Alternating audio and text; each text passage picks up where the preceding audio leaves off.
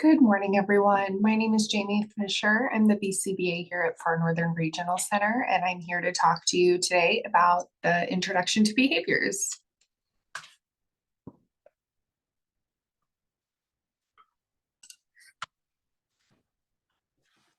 First, we're going to start with talking about autism.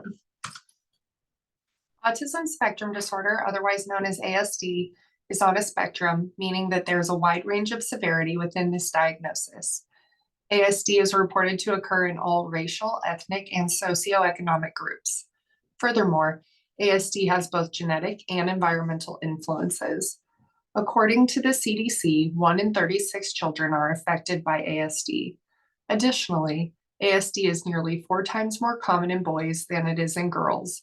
To obtain an ASD diagnosis, an individual would have to display differences in both areas: social emotional communication, such as lacking reciprocity in social interactions, lack of eye contact, inability to sustain back and forth conversation, and both verbal and nonverbal communication, as well as behaviors, stereotyped or repetitive motor movements or use of objects or speech, insistence on sameness and routine, fixated interests, hyper or hyposensitivity to sensory input, and more.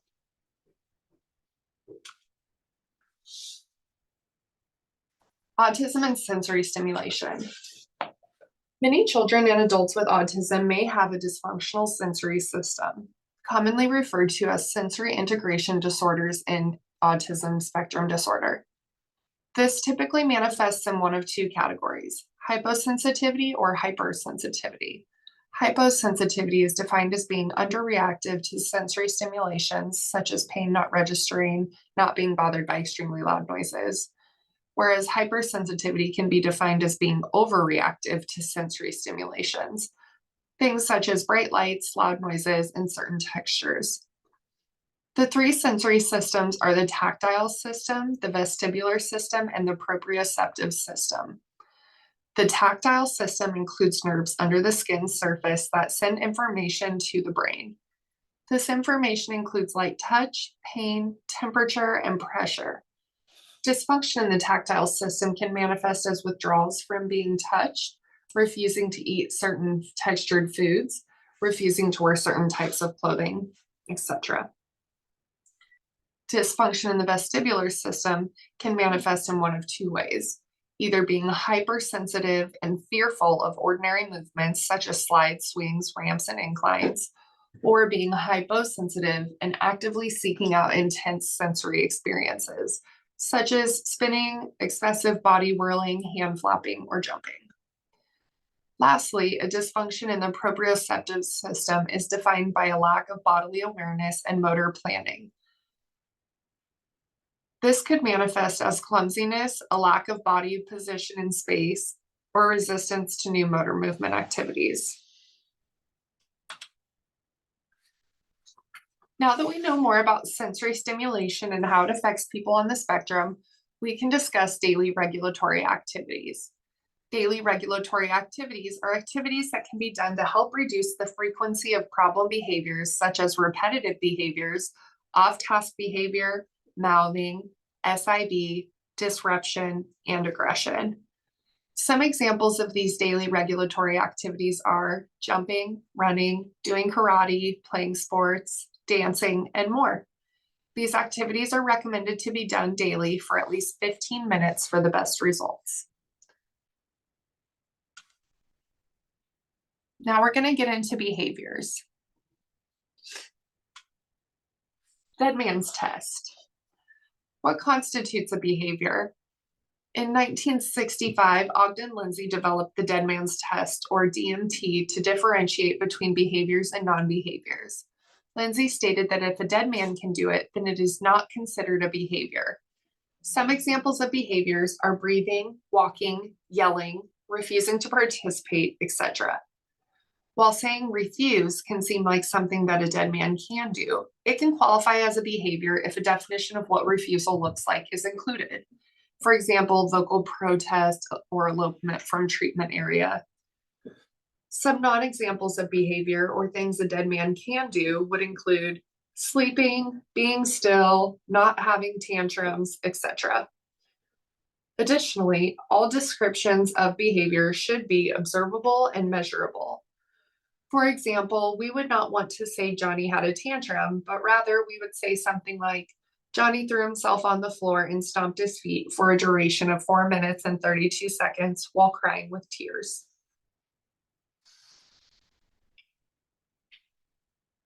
ABCs of behavior.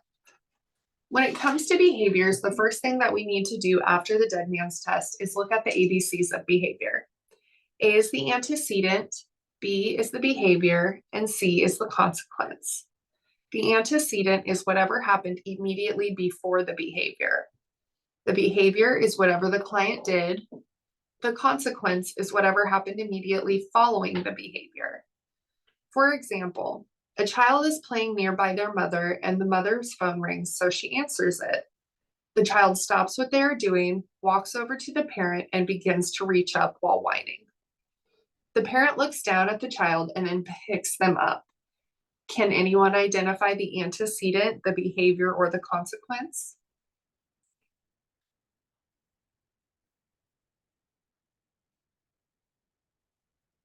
No? Okay.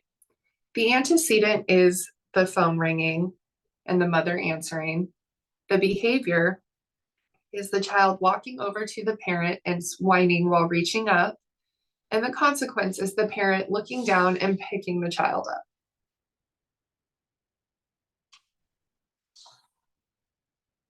Functions of behavior. All behaviors occur as a result of one of 4 functions of behavior. An easy way to remember the 4 functions is the acronym SEAT. S is for sensory stimulation, E is for escape, A is for attention, and T is for tangibles. Once we know the function of the behavior, we can tailor our response to meet the needs of the client in a developmentally appropriate manner. Sensory stimulation can be a variety of things, from repetitive motor movements to a headache to needing a drink of water. Think of sensory stimulations as being related to the 5 senses. Escape can seem self-explanatory, but there is often more than meets the surface. One can escape a task or demand, an environment, or even a person. Attention-seeking behaviors are actually self-explanatory, but however, some people get caught up thinking that this is exclusive to positive attention, and that is not the case by any means. Plenty of people seek attention by behaving in less than desirable ways. Finally, tangibles, otherwise known as access, is gaining access to items, activities, people, etc.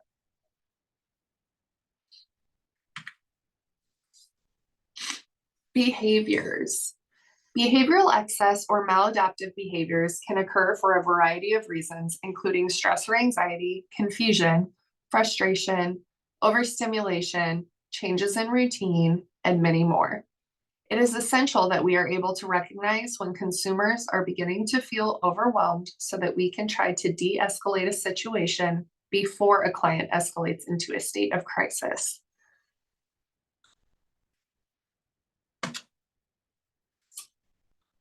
Some of the behaviors that might be observed during a maladaptive behavioral episode would include screaming or whining, crying with or without tears, throwing body on the floor or flailing, self-injurious behaviors such as headbanging, slapping, biting, or picking skin, attempting to escape or elope, and or physical aggression, which could be biting, hitting, kicking, or scratching. There are many other things that can happen when a client is in pre-crisis or crisis, but these are just a few examples.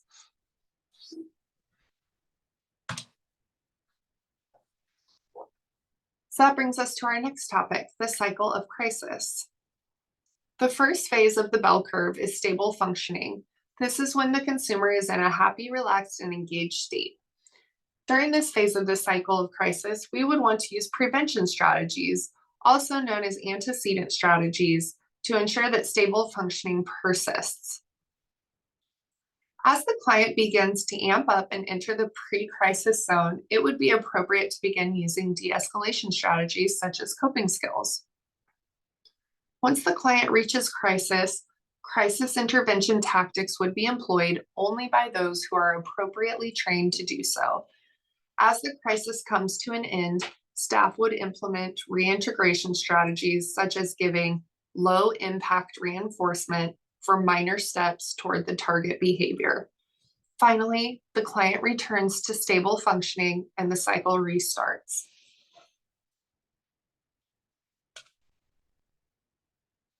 Preventative measures.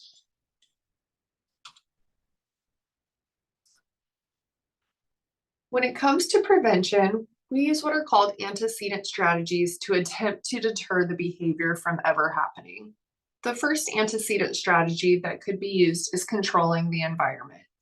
This is where we manipulate the items, people, sounds, etc., that are in the environment to remove potential triggers to deter behaviors. Next, respond early. If you start to notice that a client is becoming agitated, give options for an alternative task or activity to take a break or offer to help them. When it comes to breaks, make sure that you are teaching your clients how to ask for a break. Sometimes they will not recognize when they are beginning to feel overstimulated and may need you to initiate or prompt asking for a break. Another super beneficial tactic is offering forced choices. Oftentimes, people respond with behaviors when they feel out of control. Giving clients two choices that both lead to the same end result can be an easy way to avoid a behavior from occurring. For example, we have to leave to go shopping. Do you want to leave in 5 minutes or 10 minutes? Both choices lead to the same end result, leaving to go shopping.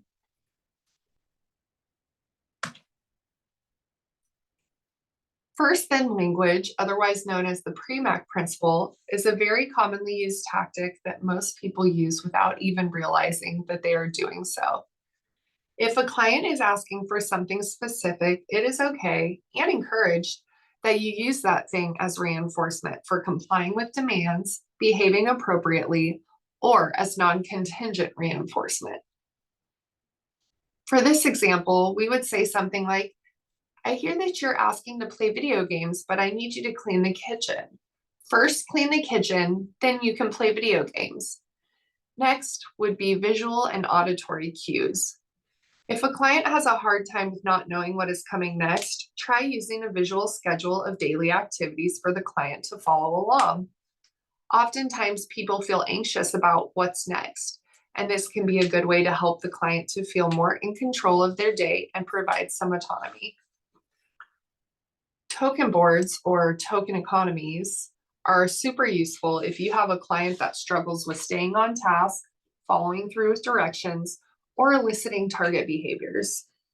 Every time the client completes a task or elicits a target behavior, they get a token, such as a sticker or check mark, on their board, and after a set number of tokens have been earned, they are reinforced with a prize or preferred activity. However, token economies require teaching the client what the tokens mean. We cannot just expect a client to associate the token with the reinforcer if they have not been taught to do so. Additionally, when using a token economy, you want to start with less tokens to come into contact with reinforcement and slowly increase. For example, start with only needing to earn 1 token to gain access to reinforcement. Then after the client understands what the tokens represent, you can move on to 2 tokens to access reinforcement and so on.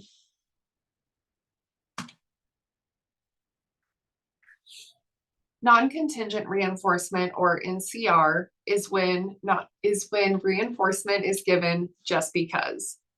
It should be noted that non-contingent reinforcement should only be given when the client is in a happy, relaxed, and engaged state to ensure that we are not reinforcing maladaptive or precursor behaviors accidentally.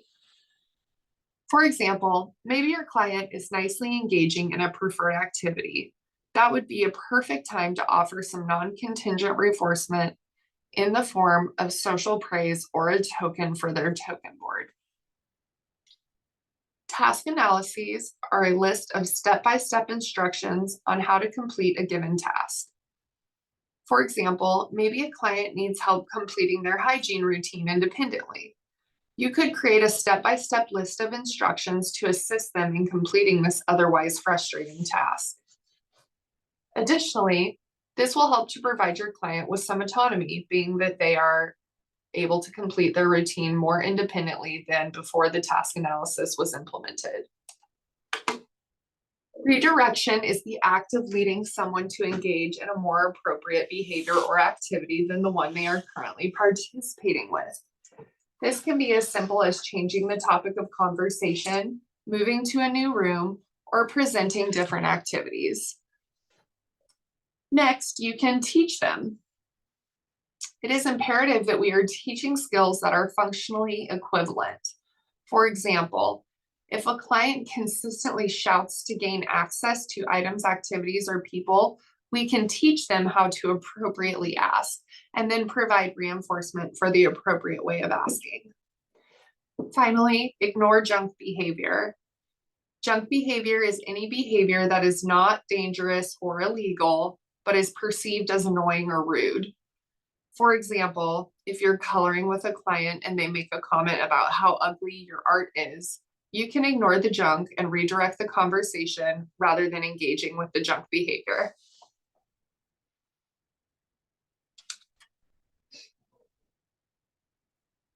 ASD redirection tips. A, avoid saying no. No is often a trigger word that can make a situation worse. Avoid using it when possible. Use positive talk instead. For example, rather than saying no running, we would say, walk please. U-turn. Redirect behavior to refocus the client. For example, change the subject or offer a different activity. T, talk. Talk to other staff and the client before your shift or session starts to see what kind of day the consumer is having. This helps you to be better prepared for any potential behaviors. I, ignore. Ignoring small behaviors, such as junk behavior, that does not lead to distraction or harm can be just as important and beneficial as redirecting behavior. S, safety.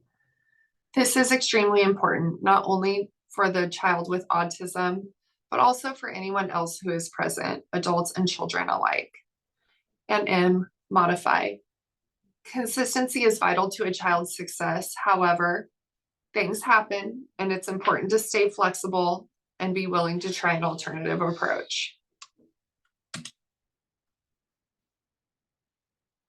Now we're going to talk about reinforcement and punishment procedures.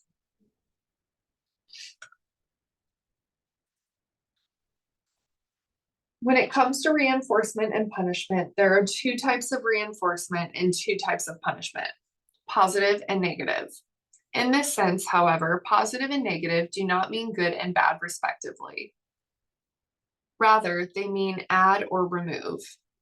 Additionally, you should think of reinforcement as increasing the behavior and punishment as decreasing the behavior. Some examples of positive reinforcement would be giving a high five for a good job, saying great work, providing access to tangibles, etc. In this example, we added something desirable to the equation to increase the target behavior, whereas negative reinforcement is still increasing the behavior, but by removing an aversive stimuli.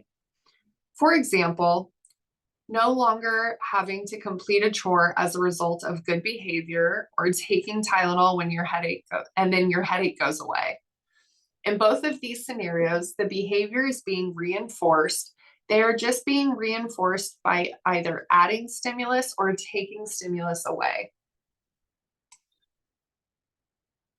The same thing goes for punishment, which I think is much easier to understand because quite often people default to punishment procedures. We will talk about the implications of this on another slide. Positive punishment is when we add an aversive stimulus to decrease a behavior. For example, giving a chore or a verbal reprimand in response to an undesirable behavior. Negative punishment is probably the most commonly used form of punishment.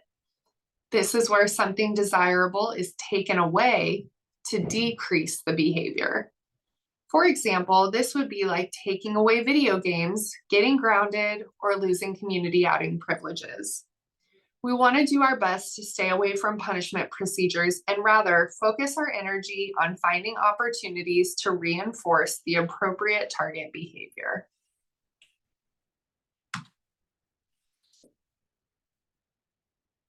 Types of praise. When providing reinforcement, there are a variety of things you can say, do, or give to the client to positively reinforce their behaviors. But before we get to that, I want to talk about reinforcement as a whole. To make reinforcement most effective, it needs to be delivered as close to the target behavior being exhibited as possible.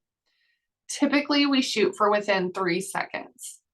For those using token boards, this does not mean that they need to come into contact with what they are working towards earning right away, but they should receive the token within 3 seconds of the appropriate target behavior. Listed here are 4 types of social praise that can be given to reinforce behaviors. Group callouts are when you provide verbal praise to a group of people. For example, great job to the right side of the room for getting all your assignments done so quietly. Next is the individual call out. This type of praise can be especially effective in a smaller setting. For example, I like the way Johnny cleaned up after himself when he was done eating dinner. Thanks, Johnny.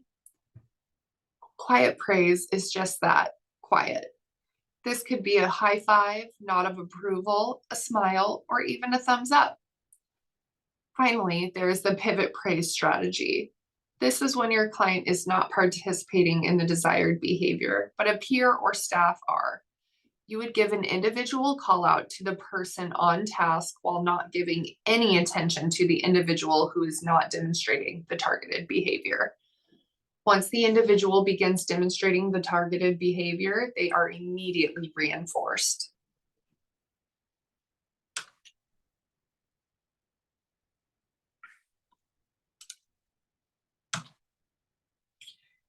Implications of punishment. While punishment is appropriate in some situations, it should be used sparingly and only when all reinforcement options have been exhausted. There are a variety of reasons for this, the first being desensitization. When we repeatedly expose a client to an aversive stimulus, this diminishes the emotional responsiveness. People become conditioned to take more and more punishment as time goes on. This leads me to the next implication of punishment, trauma. When a person is repeatedly exposed to punishment or is exposed to high magnitude punishment, this can lead to a person beginning to think that they are inherently bad.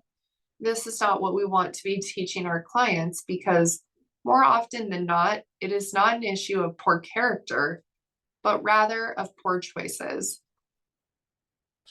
Finally, focusing on the negative, which is often what happens during punishment procedures, can lead to an increase in the undesirable behavior. Rather, we should be teaching functionally equivalent replacement behaviors to teach the client the more appropriate or targeted behavior, and then provide them with reinforcement.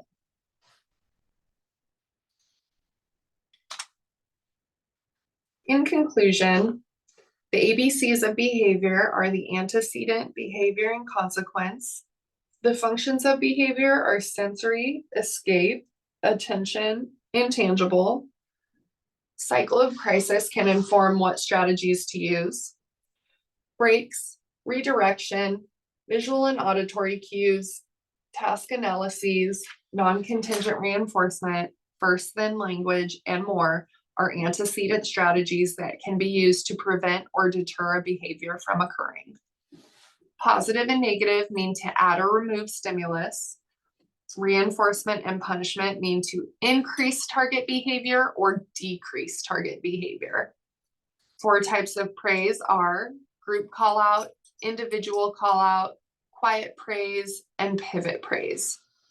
Do everything you can to avoid punishment procedures, but rather teach functionally equivalent replacement behaviors and provide reinforcement.